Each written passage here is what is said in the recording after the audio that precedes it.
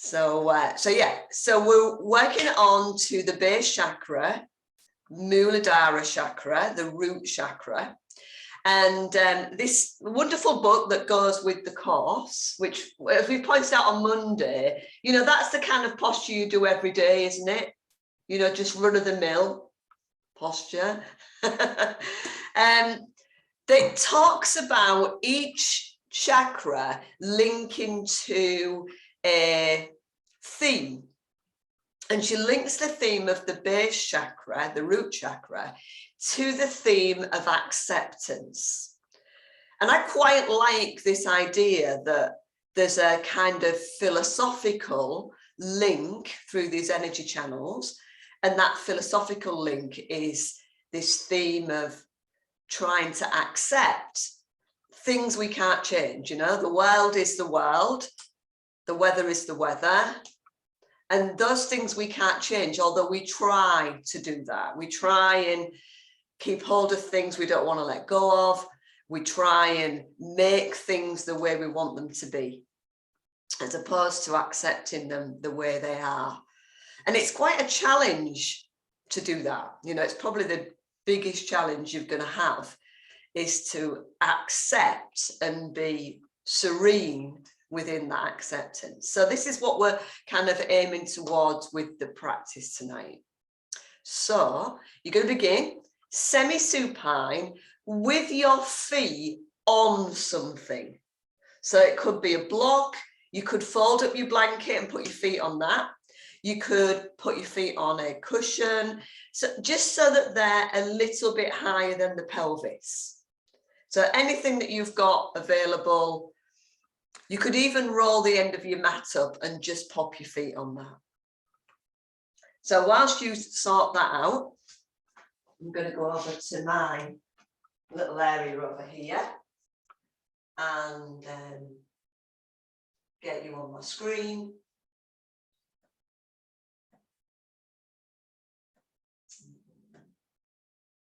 As you release to the floor in that semi-supine position, but with this little bit of lift through the feet. So if you haven't heard of the chakras before, they are known as wheels of energy. So they are like energy centers that are located through the spine. And it's one of those things that we don't really know a lot about because you can't see them on X-rays. So the medical profession are a little bit suspect of them, a bit suspicious that they exist. But we know that we take energy from the earth, and that energy, you know, we are like electrical circuits within our bodies. That energy flows around us. Otherwise, how could we possibly keep activated, keep moving? So as you come into this semi-supine position, what I'm going to get you to think about as you just close your eyes and just allow your face to relax, shoulders to relax. Usual things apply, that you're sliding your shoulder blades down the back and you're turning the palms to face upwards. And then, as well as starting to feel this connection, which of course the legs are the extension of the base chakra. So as well as starting to feel the connection to the feet, what I'm going to ask you to do, and I'm laid down so that I can say these words without having to look at you. I'm going to get you to try and access not just your pelvic floor, but also Ashwini Mudra, which is the horse mudra, also known as the anal sphincter mudra. Yeah. So what I'm going to ask you to do is take a lovely in-breath through the nose. And as you exhale, just pressing the breath out through the mouth. So it could be a sigh, it could be a pressing the breath out through the mouth, it could be a blowing the breath out.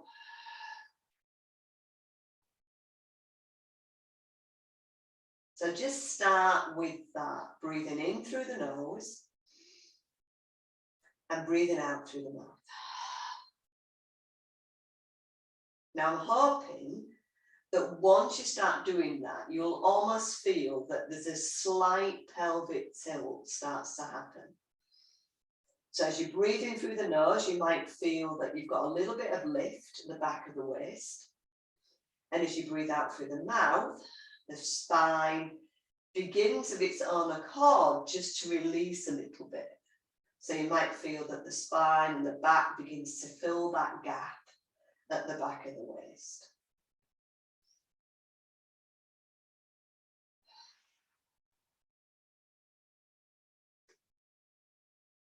Okay. So you may also feel that as your pelvis is tilted by the movement of the spine, that you're in a position on the exhale to lift up your pelvic floor and or the anus area, the back of the pelvis. So breathing in, breathing out through the mouth, internal lift. Now for this exercise, I'm not bothered what you lift, whether you lift them both together, whether you try and lift one and then the other. I want you to feel that you can experiment with your own body. What is it you feel? Because this is where, as a teacher, it's very difficult to teach these things because I have no idea what you're feeling or whether you'd even want to tell me what you're feeling. So just have a little experiment. Try and connect with something internally, an internal lift. And having the feet just a little bit higher than the pelvis just gives you the chance to access that a little bit more readily than if you've got your feet on the floor. Now you might be thinking, yeah, that's all well and good, Jules. I've got that. But why is that important? Well, there's lots of reasons why it's important, but we're just going to explore a couple of them. So one of them is that it gives you an internal lift that helps you move into the postures, the asanas, without just forcing the movement on the body. So let's try bridge. So next time you breathe out, blow the breath out through the mouth, lift either and or both pelvic floor Ashwini Mudra, and then as you breathe in, float the shins, the knees, the thighs forward, keep that lift internally, and ease yourself into your first bridge of the evening. Holding it there, you'll feel as though there's a little bit of tone in the buttocks. That's also really fine because you're getting that through the internal lift. Now, if you let that internal lift release, remember this is all about experimenting. So if you stay in your bridge, let the internal lift release, what you might find is the bottom drops, hips drop. And if you lift it up again, you can lift the hips and the front body higher. Okay, well done. If you've dropped it, make sure you pop it back on again before lowering down upper, middle and lower back. Now, once you get the spine down to the floor, feel free to relax it a little bit. So it's a little bit like the core in the fact that you wouldn't spend your whole life walking around, lifting up through the pelvic floor and Ashwini Mudra, because you'd probably bring about a whole different raft of problems. But it's something that you have access to when you need. Okay, so I'm going to get you to try that again. So breathe in through the nose. As you breathe out through the mouth. And as you breathe out through the mouth, see if you can access this internal lift.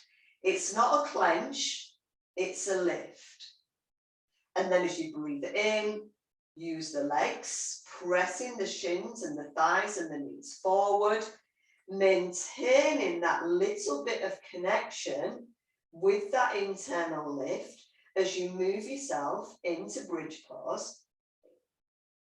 There's also a connection with that internal lift and the feet.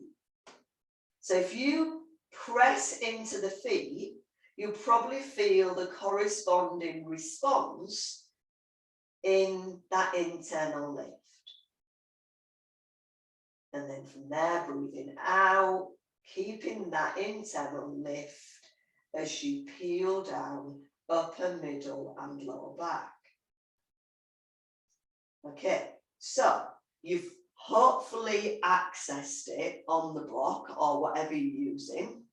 So this time, and I'm going to have a little look at you this time, try coming into that same sequence without the lift underneath the feet. Yeah, so you've got your feet on the floor. You're going to do exactly that same movement. You're going to take a breath in through the nose. As you breathe out, you're going to blow the breath out through the mouth. See if you can access that internal lift, and then slide yourself up into bridge pose on the inhale, maintaining a connection internally. Hold gently onto that connection.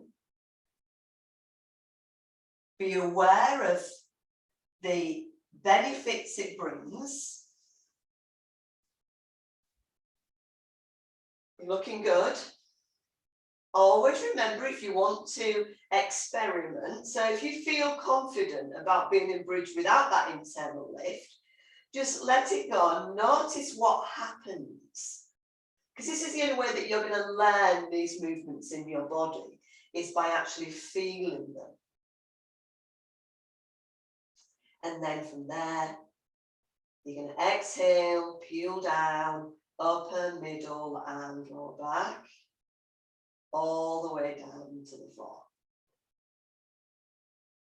Okay, release it. Now, you might find that your spine has already lengthened. So there is a correlation between accessing this internal lift and the nervous system that runs through the spine.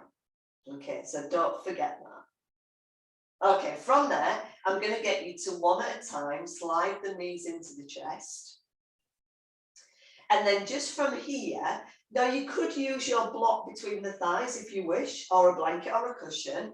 I'm just going to go without it, because I'm going to start you off by taking the left arm out in line with the shoulder. And as you exhale, rolling over to your left side. So you're laid on your left side. You could put your blanket underneath your head. Right hand is on top of the left hand. Knees are as close to the chest as possible. You know and love this position. Now, you can perhaps feel a little bit of lift into that internal movement, pelvic floor, Ashwini Mudra. And then next time you breathe out, you're going to move that right arm beyond the left arm and turn the forehead into the floor. As you breathe in, you can peel the fingertips of the right hand across the left arm, across the shoulders, all the way over to the right shoulder, keeping the elbow bent and the knees and the hips stacked. And then as you exhale, move back, and you can go back to breathing in and out through the nostrils if that feels better. Turning the forehead into the floor. Just be aware that sometimes for some people, breathing out through the mouth has a bit more accessibility for these mudras, just because you extend the breath out through the mouth. So we tend to breathe longer out through the mouth. Okay, I'm going to do a couple more of these movements.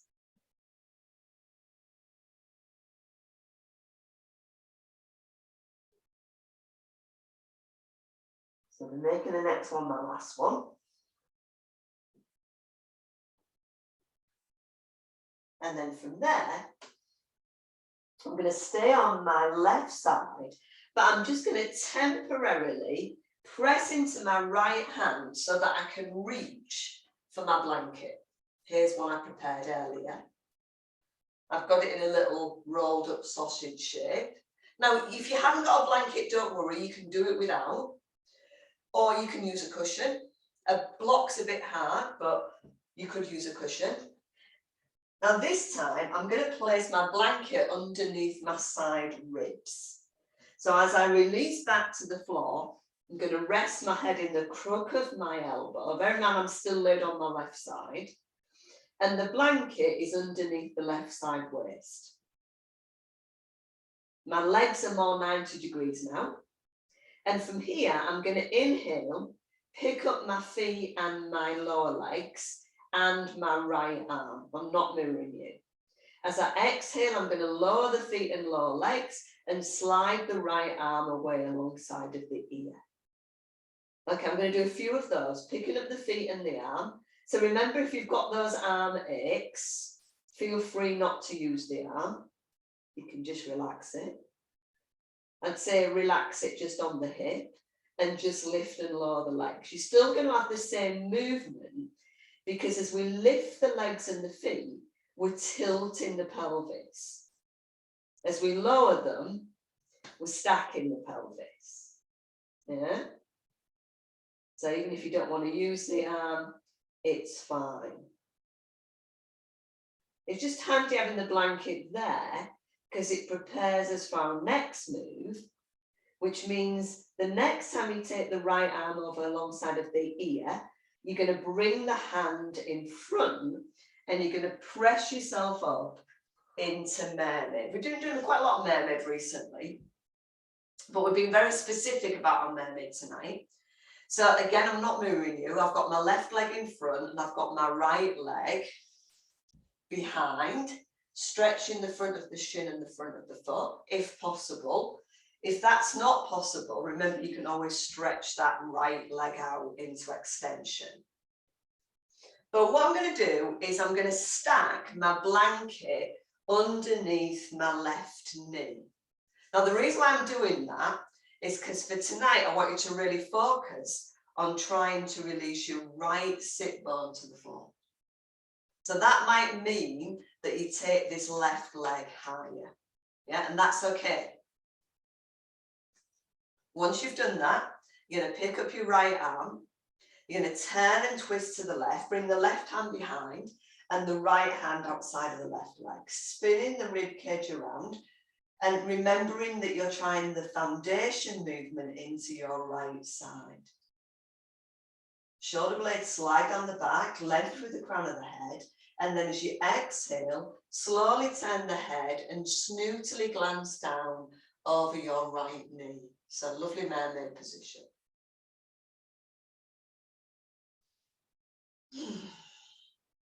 Again, that sensation of grounding through that right buttock might access this area at the base of the pelvis. So this is going to take us to our next position. We're going to turn the head back to the left, spin the ribs and the head to face forward again. And this is going to bring us into Sukhasana. Now, remember what we did a couple of weeks ago when we actually tied our legs up in Sukhasana. So what I'm going to do is just move the blanket temporarily, bring my right leg to cross. Now I'm going to try and cross at the shins. So imagine that you've got your strap around the fronts of the knees. You've got your shins crossed and your feet flexed, as opposed to schoolyard Sukhasana, which is like this, yeah? In classical yoga, our Sukhasana is much more about the hips, yeah? So knees high is fine. Don't worry about that. I've got a student who does this in her bath. so that she can flex her feet out to the sides of the bath and press the knees into the sides of the bath. Okay, so what we're going to do is a little breathing from this position. So we're going to take the arms out in front. We're going to breathe in through the nose and lift the arms up alongside of the ears. And as we breathe out, we're going to take the arms out to the side. Sorry, I'm going to go arms in front, not alongside of the ears. So breathing in, arms in front. Breathing out, arms wide. Breathing in, arms in front. Breathing out, arms wide. Good. Now you can breathe in, arms in front. As you breathe out, arms wide, feel that sense of lift. Breathing in, arms in front. Breathing out, arms wide. Good. Arms in front, arms wide. Arms in front, arms wide. Good. One more time. And then from there, just release the arms down. We're going to reverse that movement a little bit later to see what happens. But before we do that, we're going to come on to our right side. So first of all, I'm going to get you to lay on your backs, bringing the knees to the chest and taking the right arm out in line with the shoulder. You're rolling over to the right side and coming into your lovely stroke the shoulder movement. So extending the left fingertips beyond the right fingertips, forehead into the floor, and then stroking the inside of the right arm all the way over to the left shoulder. That's your inhale, and then you exhale back down the arm, turn the forehead into the floor. Now it's very possible that we'll be doing this again when we come onto the heart chakra, because this also works in the energy center of the heart, as well as connecting the upper chakras to the lower chakras. Okay, I want you to do 2 more.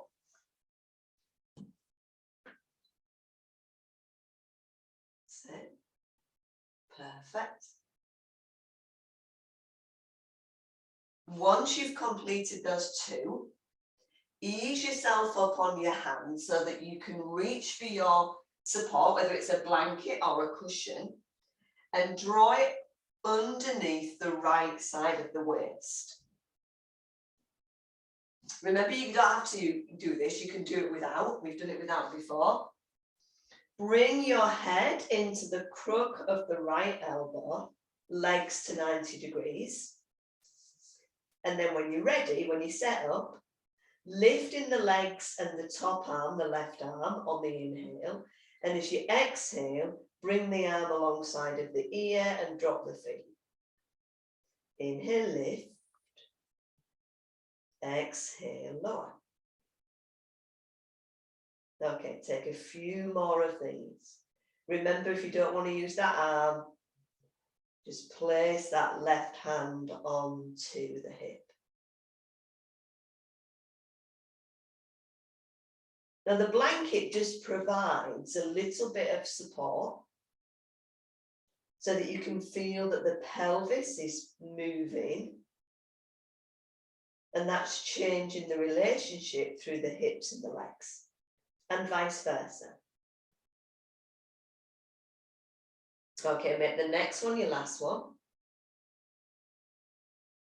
Slide that left arm out in front. Pick yourself up into mermaid. And then bring that blanket underneath your right knee so that as you slide into mermaid, you can release that left buttock to the floor. Now remember, if it's too much, take that left leg and stretch it out. I had a bad case of cramp this morning from doing this, so be aware it does happen. Because we don't really stretch out the fronts of the ankles very much.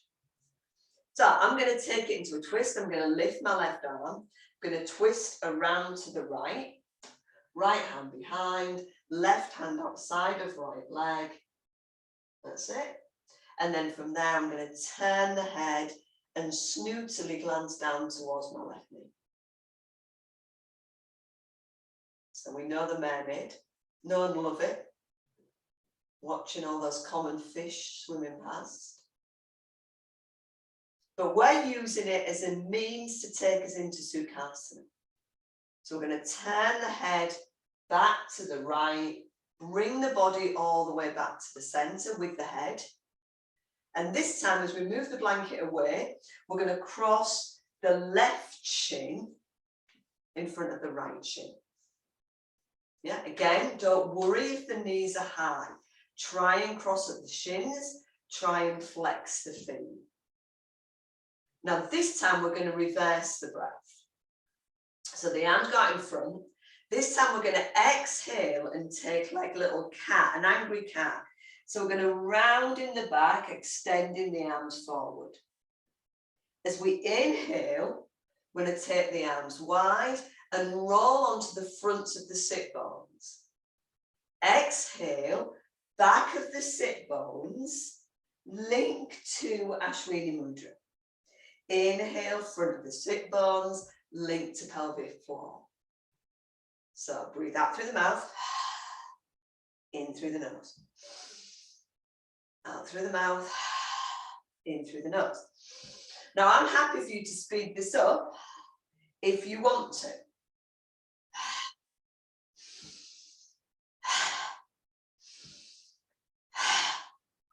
So you get that kind of warming up, and you could even cross the arms.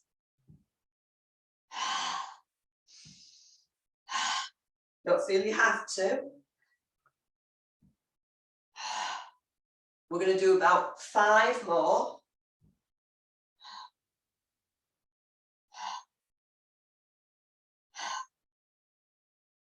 Brilliant. Okay, and then make the next one your last one. Release, and then just gently extend those legs out. Give them a little shake. Well done. So perhaps as we move through this practice, you can start to try and connect a little bit into that area wherever we move. So we're going to do a cat next, and that's a really good way of connecting to those mudras. So once again, as I get you to come onto all fours, I'm going to try and get you to think about moving internally. So instead of starting your cat chin to chest, nothing wrong with that, but tonight we're going to move it from the root mudra. So what I want you to do is lift the pelvic floor and Ashwini mudra internally, and notice how that prompts you then to move into angry cat. That's your exhale, remember. And then as you inhale, send, release the pelvic floor and the anus backward. So you're moving internally rather than externally. So again, just be mindful of whether that feels any different, whether that helps you move between these two positions or not, whether that hinders it.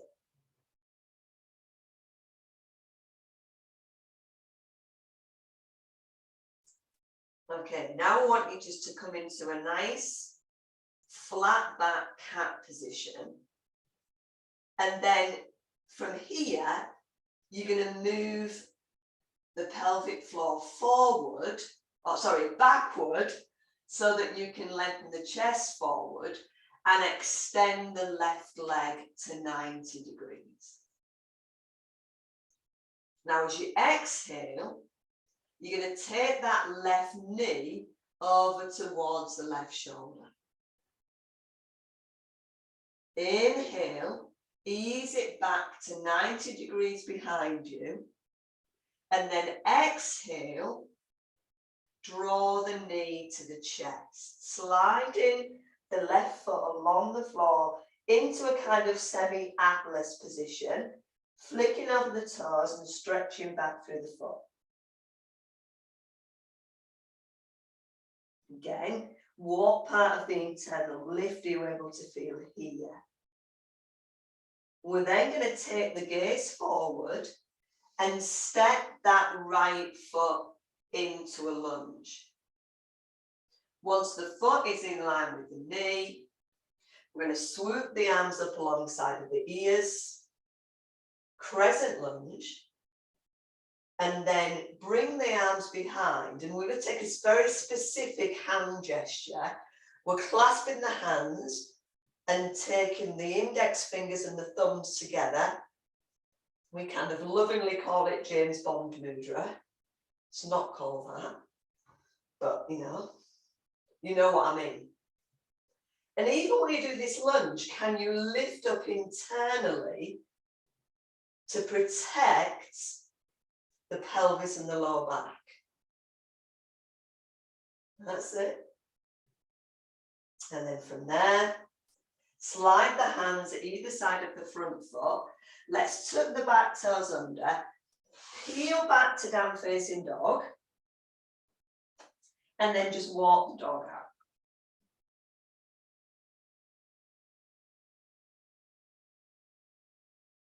Okay, bend back, knees to floor. Hands underneath the shoulders. Slide that internal lift backwards, chest lengthens forward, and lift the right leg 90 degrees. Exhale, bring the knee to the shoulder, wee wee dog. Inhale, 90 degrees behind. Exhale, draw the right leg to the chest, sliding the foot along the floor, flick it over, move into Atlas position. Stretching out the lower back. And then from there, step the right foot through, crescent lunge, swoop the arms up initially, just making sure the knee is at least in line with the ankle.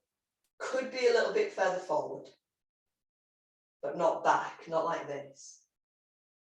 And then clasp the hands behind, point the two index fingers down to the back of the knee. Try and lift up with the pelvic floor, protect the lower back. Good. Okay, from there, you're going to ease forward, bring the hands either side of the front foot and step back to down facing dog. I'm just going to move my camera a little bit. Because from this position, once you've eased out into dog, you're then going to walk the feet forward towards the hands to see how far you're comfortable in a heel down squat. So it might be that you have knee issues and you want to stay in chair pose. So we'll do that first. So from this position, we'll swoop the arms back. We'll lift up with the front of the pubis. That's going to bring the spine in the right place, and then we'll slide the arms alongside of the ears. And that lift through the pelvic floor will give you guidance about where your body should be.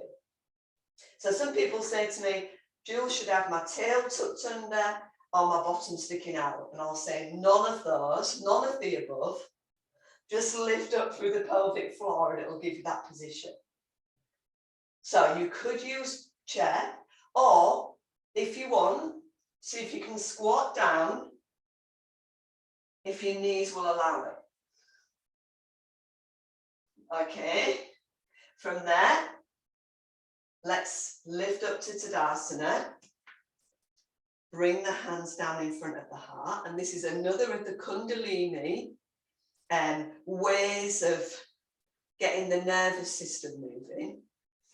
So in this one, we take our James Bond mudra and we inhale and we lift up. And as we exhale, it's a bit like the wood chopping position. As we exhale, we bring the arms down and we squat or we come into chair. Inhale, lift up, exhale down. Lift up on the inhale. I can use that exhale, that forced exhale. But most of all, when you inhale, I want you to feel that you can lift up through the feet. So you can feel that you're finding the lift coming from the feet and up into the pelvic floor.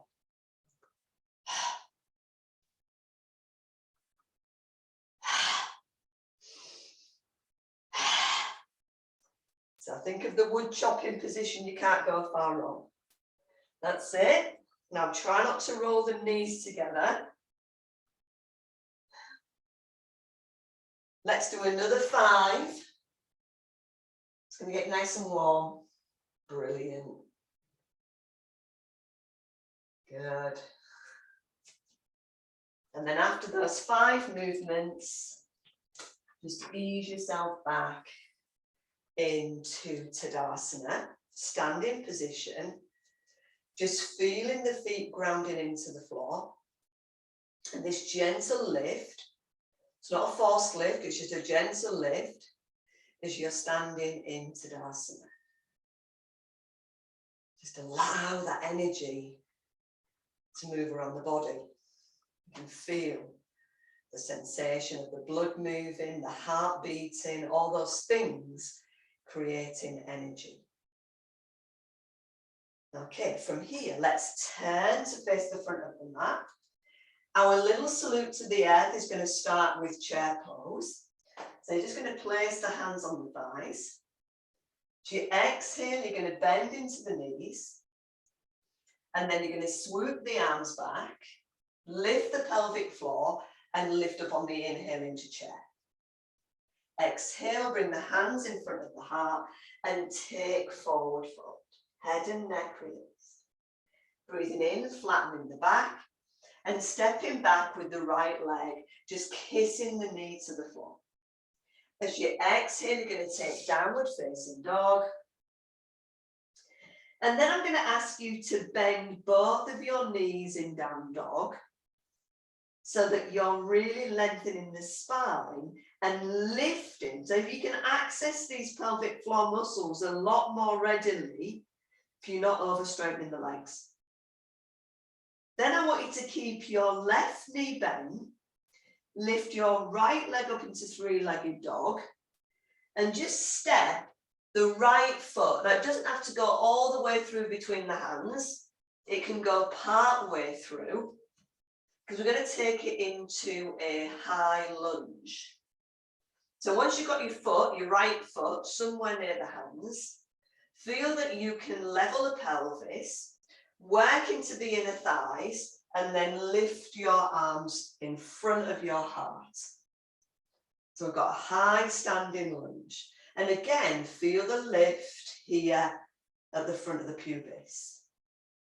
Breathing in, as you exhale, you're going to turn and twist to the right, making sure the right knee stays in line with the foot. And then breathing in back to the center. You're going to do 3 of these. Number 2, twist to the right, stretch the arms wide. Like you're pressing the Samson walls away. Bring the hands back to prayer. And on number 3, you're twisting again, take the arms wide, and then right hand comes to the back of the left thigh, left palm turns up and comes alongside of the face. So you're still twisting to the right.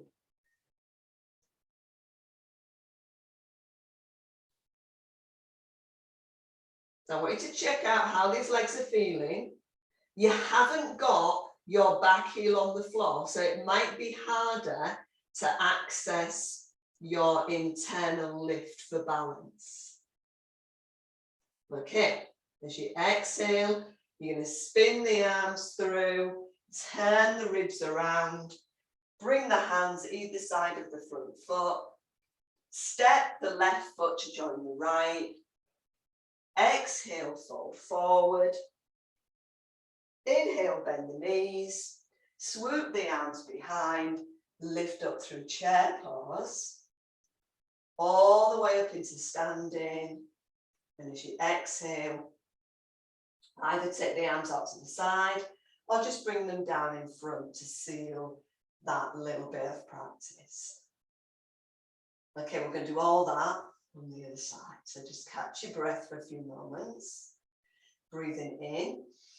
As you exhale, slide the hands down the thighs. And then from there, inhale, swoop them behind. Bring them up alongside of the face and lift that pelvic floor. From there, fall forward, exhale. Head and neck released. Bend the knees, flatten the back. Step the left leg back. Just touch the knee to the floor. Exhale again, downward facing dog. Particularly tonight with bent knees. And you'll find out why in just a second. And then from there, keep the right knee bent, extend the left leg into three-legged dog. Bring that leg through as far as you can. Remember, don't worry if it doesn't go all the way through. You don't want it to be too long because you're going to lift up into high standing lunge. Once you've become stable, remember you're thinking about these inner thighs to access that internal lift. Breathing in. As you exhale, turn and twist to the left. Hands in prayer. Breathing out to the center.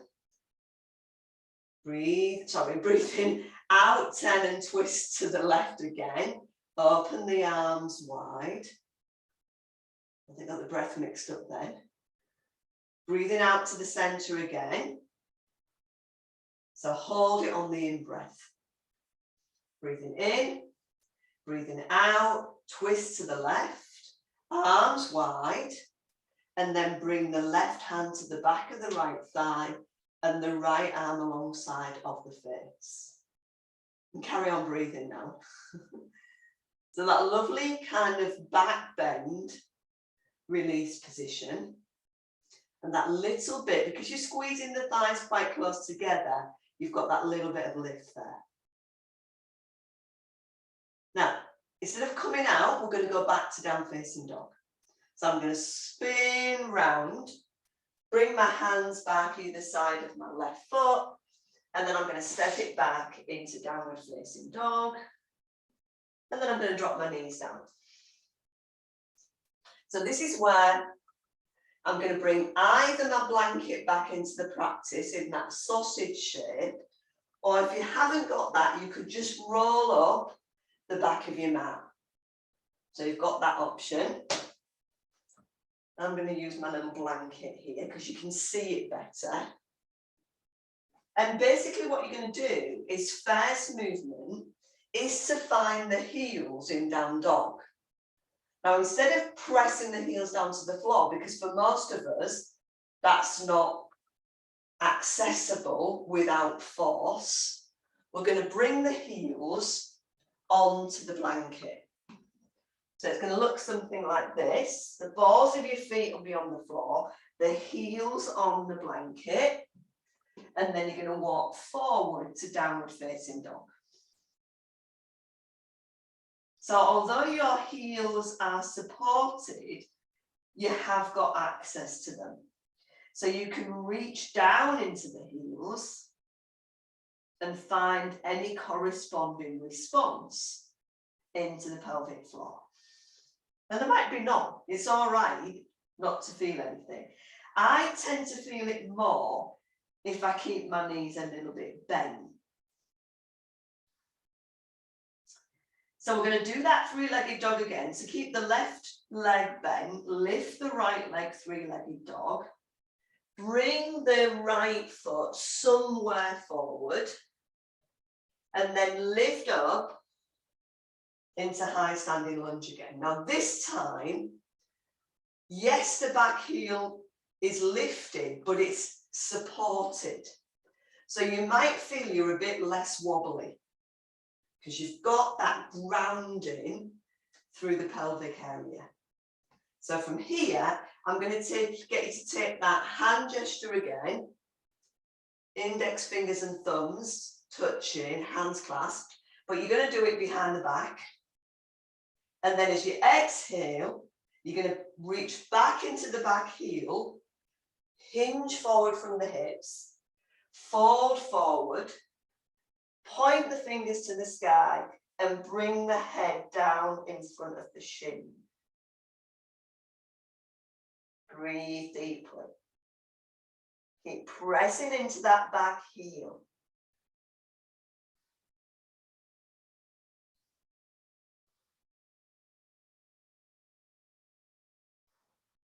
Good. Maybe you don't have to use the arms. Okay, we're going to release the hands. Bring them either side of the foot. Step back to downward facing dog.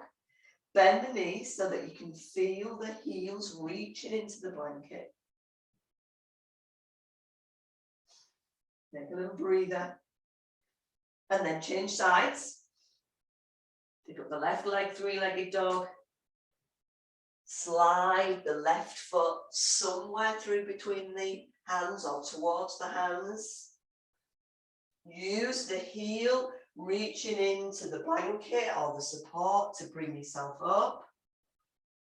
And take that James Bond mudra, pointing those index finger down towards the back of the leg. Ideally, you'd have tram-line feet. So I think some of you have got a bit too much parallel feet. So take your left foot further out to the left. That's it. So that your hips are facing forward. You're lifting up through the inner thighs. Good. From there, you're going to inhale, press down into the back heel and hinge forward. With the potential of sending the fingers up towards the sky. Still in the hand gesture. That's it. So again, it's an optional extra.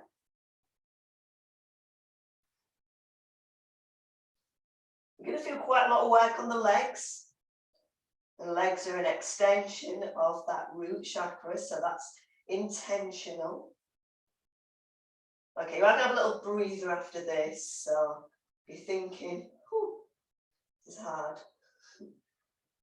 Okay, so release, step back into down dog, and then drop the knees to the floor.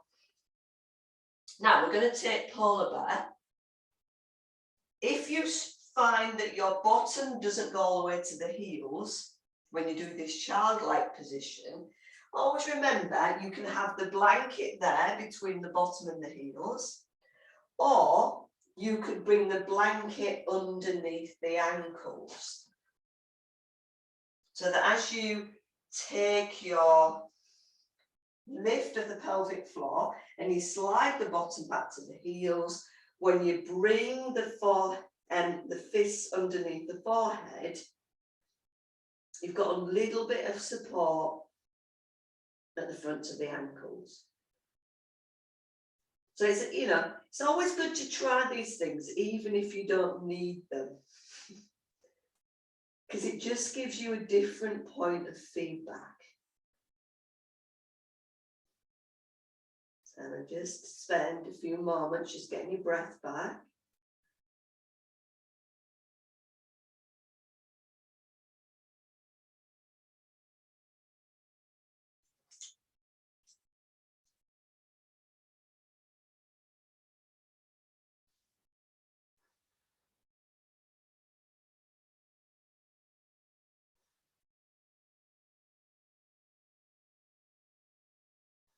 Now we're also going to work a little bit with Warrior 2 tonight. Perhaps add in a bit of side angle.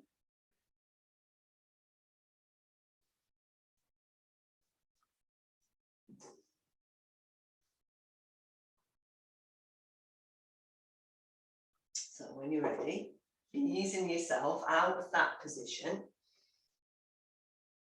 Keep the blanket somewhere handy, but come into a standing position so that you can take a wide leg position. Okay, so I like to mix things around. So if you're in on Monday, you probably think, oh, we did it differently on Monday. We did, but it's good. So what we're going to do first is we're going to do a supported warrior 2. So I'm going to use my blanket and place it just outside. I'm going to mirror you now. So place it outside of your right foot.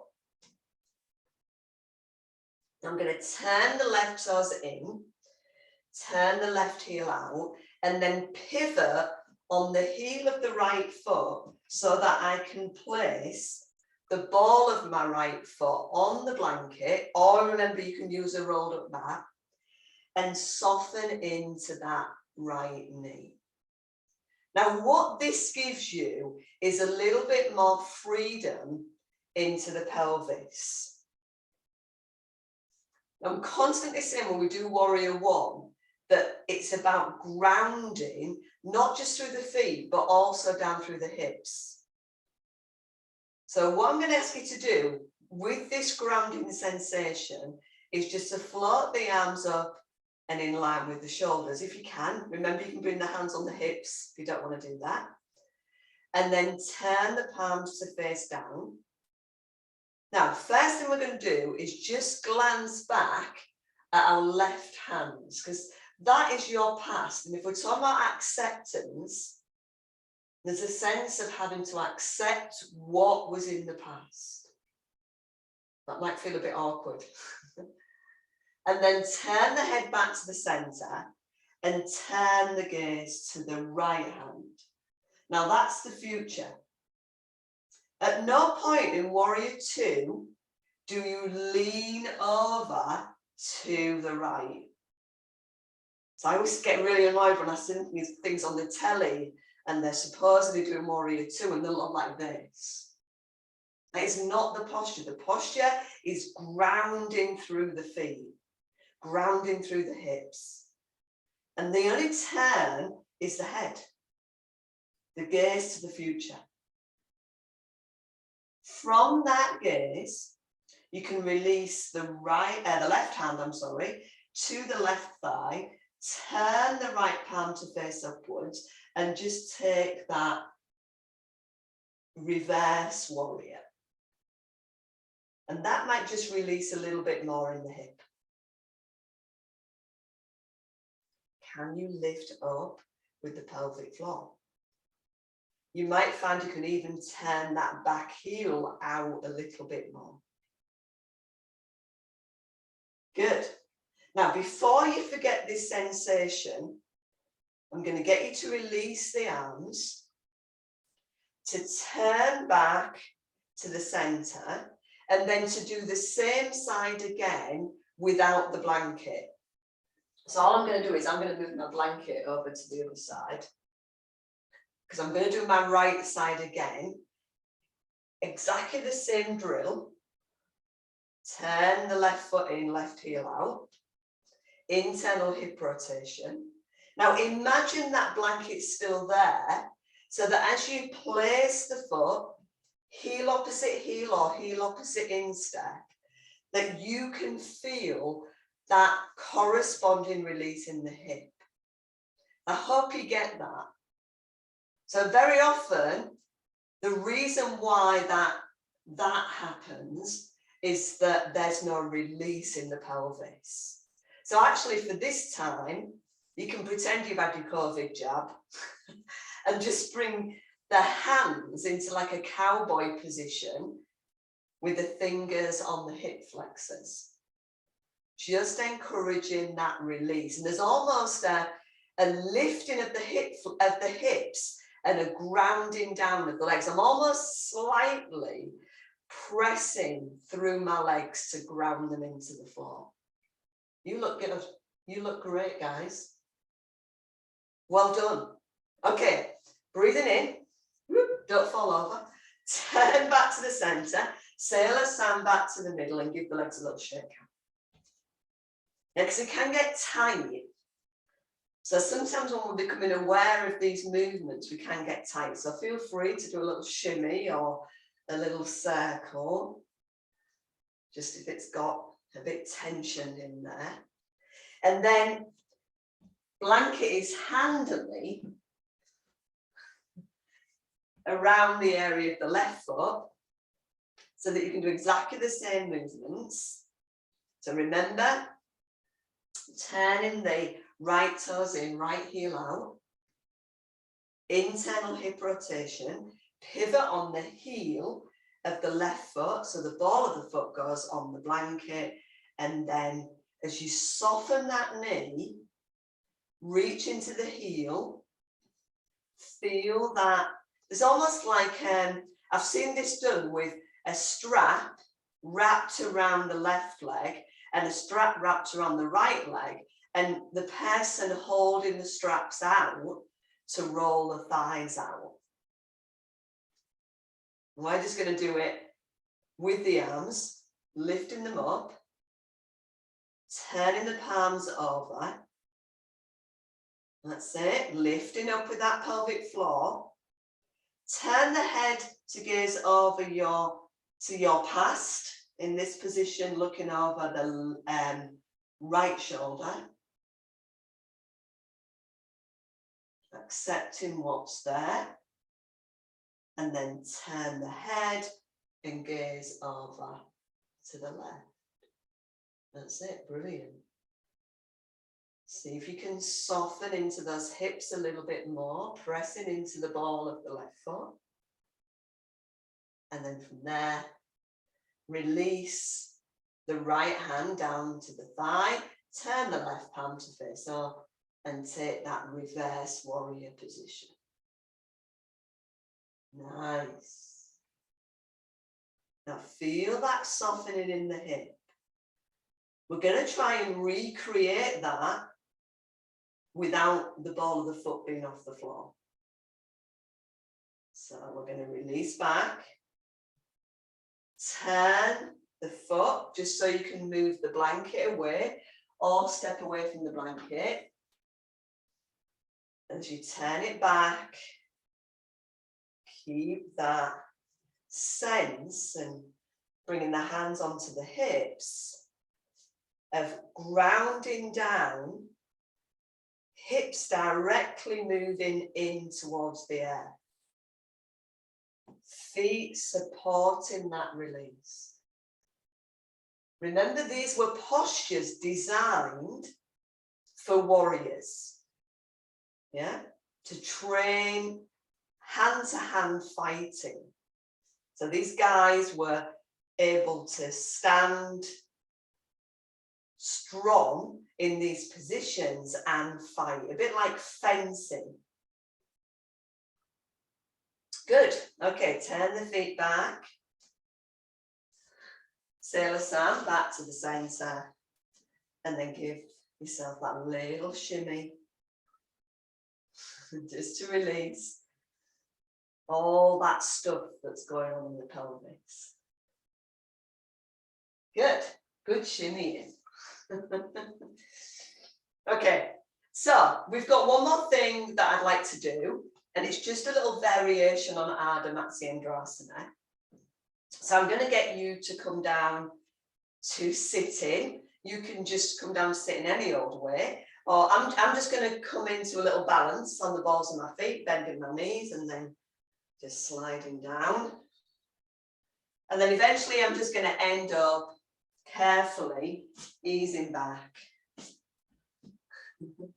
Now, I just want to do this because it just involves the belt, and you'll have brought your belt with you. I've put a little noose in the end of my strap here.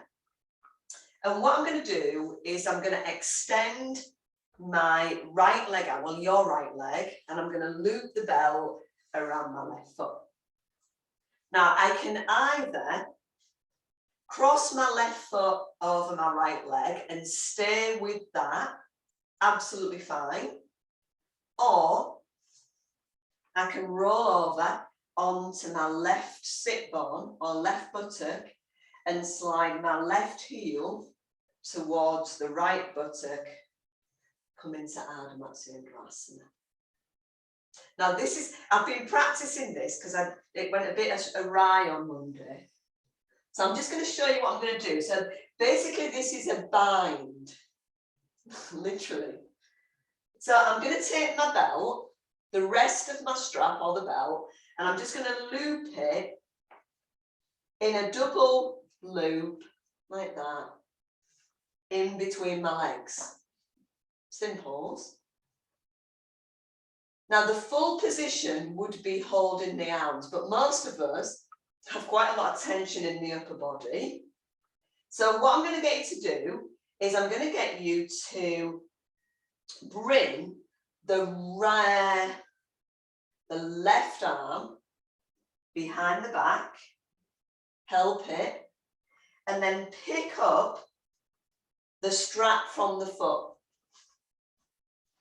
Just like that. Just like that. I have to keep moving around. Yeah.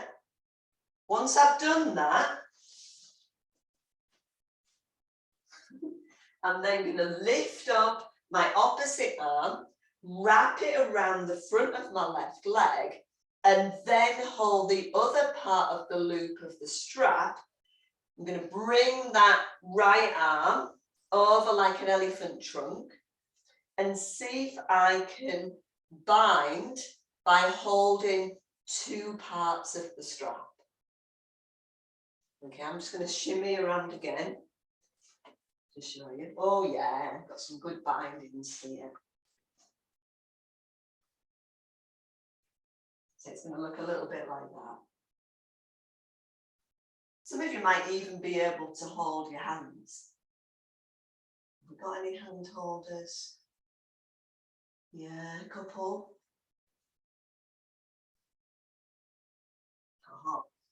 So it's a good old twist, but it's also reaching into the foot. Okay, let's ease back out of position. Stretch the legs out.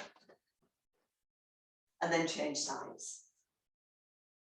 So loop the bell around your right foot. Remember, you can do it like this. So this time I'm going to do the modified version. I'm not going to bring my left heel to the buttock. I'm just going to cross my right foot over my left foot. I'm going to loop the bell. I've got the bell like this. I'm going to loop it between the legs. Yeah. First movement I'm going to do is take my right hand, bring it behind the back, and pick up the part of the belt that's linked to the foot. Then I'm going to pick up my left arm, like an elephant's trunk, wrap it around the front of my right leg, and then pick up the other part of the loop. I can see you kind of looking at me like, where am I? Getting your trust up for Christmas, that's what it is. Good. So it's a really good twist, this one. Really safe twist. But you also, if you've never bound in a position before, it's quite nice to feel that grounding through the bind. Lovely. So, undo, lengthen the legs out and give them a shake. So tonight we have meditation. So what I'm going to get you to do, because having learned from Monday, pop your warm clothes on, bring yourself back into either semi-supine or the internal hip rotation position. You know, this one where we turn the feet in and lean the knees either into a blanket cushion block or semi-supine the way you started the practice. So we're going to do this little meditation in semi-supine first, and then we're going to do it sitting. So it's something I've never taught before. It's called Meditation for Rejuvenation, and it's all about enabling us to bring this philosophy of acceptance into our lives. So as you lie down in your semi-supine or your internal hip rotation, make yourself comfy, close the eyes, and I'll just talk you through the movement while you're on the floor. So basically what you're going to do is you're going to move between two different eye movements, even though your eyes are closed. So if you think where you are now, head on the floor, chin slightly drawn to the chest to lengthen the back of the neck, and you can use a block underneath your head if that helps, or your blanket. And then be aware that you're currently gazing to the back of the eyelids. So the eyes are closed, you're looking at the back of your eyelids. What I'm going to ask you to do, without moving the head or the chin, is to lift your gaze up towards the third eye. Now remember, the third eye is that point at the center of the forehead. We put our fists on it earlier on.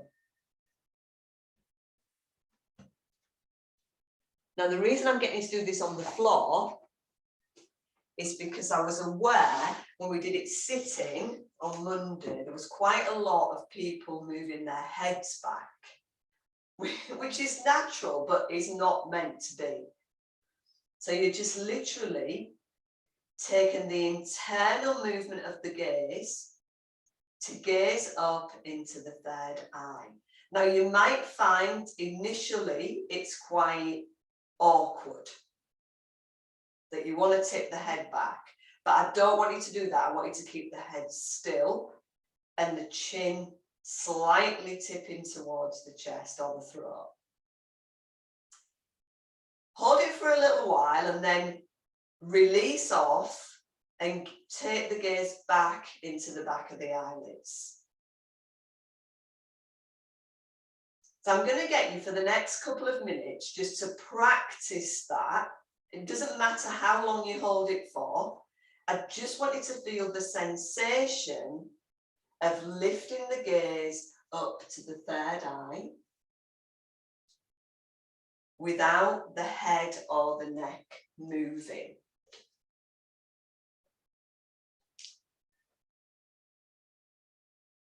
To notice how it feels. This is one of those things, it's a bit like the core, where you wouldn't walk around with the core switched on all the time. A bit like the mudras. You wouldn't walk around holding Ashwini Mudra all the time because you'd bring a whole different level of problems to the body. But it is available for you to access.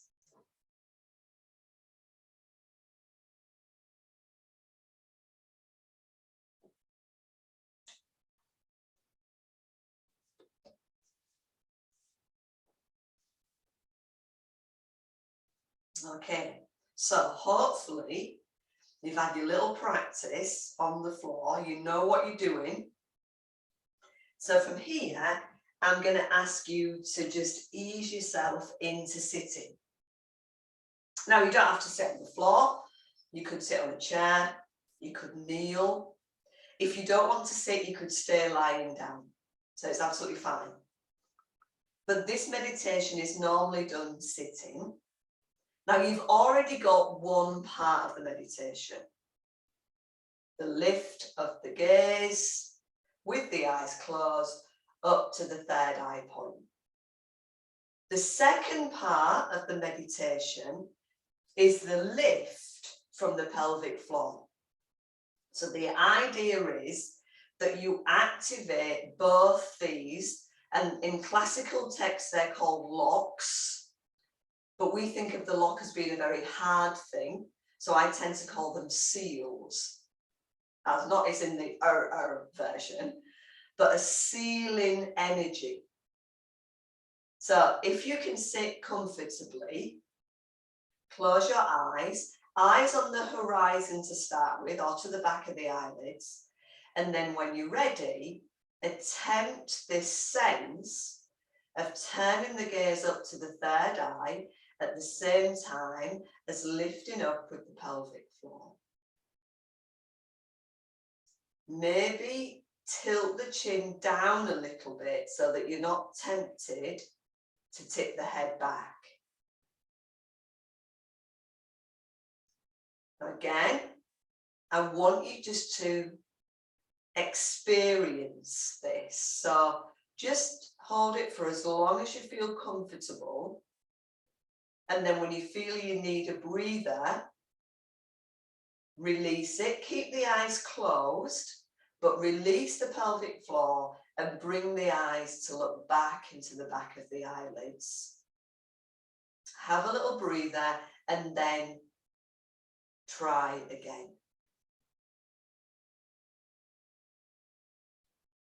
Now I'm just going to read you all the benefits of this meditation.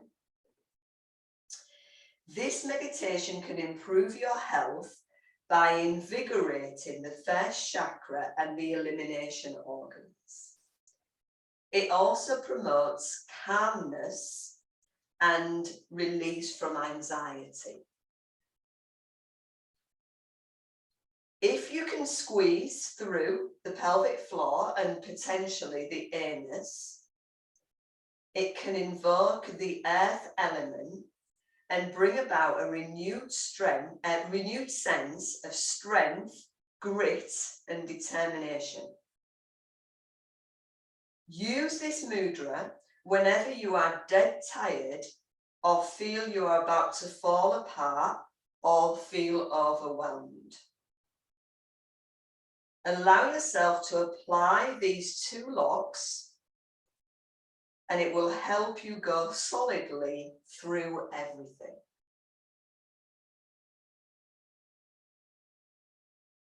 Okay, as you release, there is one more thing you could do, and that is to bring that hand gesture. Now this time we're going to keep the first finger and the thumb together, but we're just going to bring the fingers to point down into the pelvic floor area. The thumbs up towards the navel, fingers pointing down. So that's another option that you could bring in to this meditation. So just have a little experience of that.